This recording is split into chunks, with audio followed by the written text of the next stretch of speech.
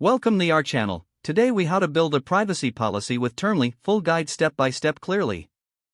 To start building a privacy policy with Termly, first, visit the Termly website. On the home page, look for the Privacy Policy Generator option. Click on that link to proceed to the generator page.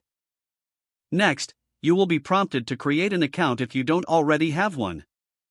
Fill in the required information to set up your account. After registering, log in to access the generator tool.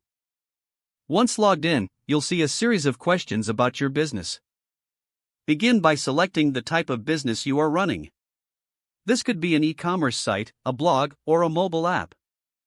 Incorrect choices may lead to an inaccurate privacy policy. After you've chosen your business type, click Continue.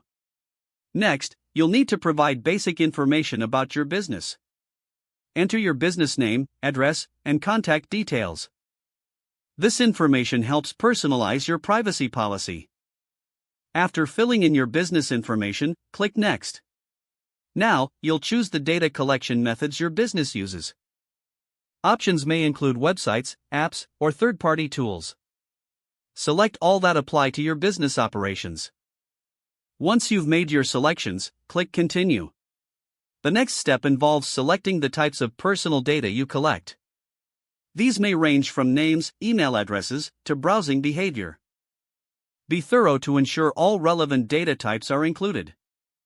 After making your selections, proceed by clicking Next. The following section focuses on how you use the collected data. Specify the purposes for which you gather personal information. These may include improving services, marketing, or compliance with laws. Click Continue after detailing your data usage. Next, you will outline how you protect user data. Discuss the security measures that are in place. These could include encryption, access controls, and data retention policies. Click Next once you have covered data protection measures.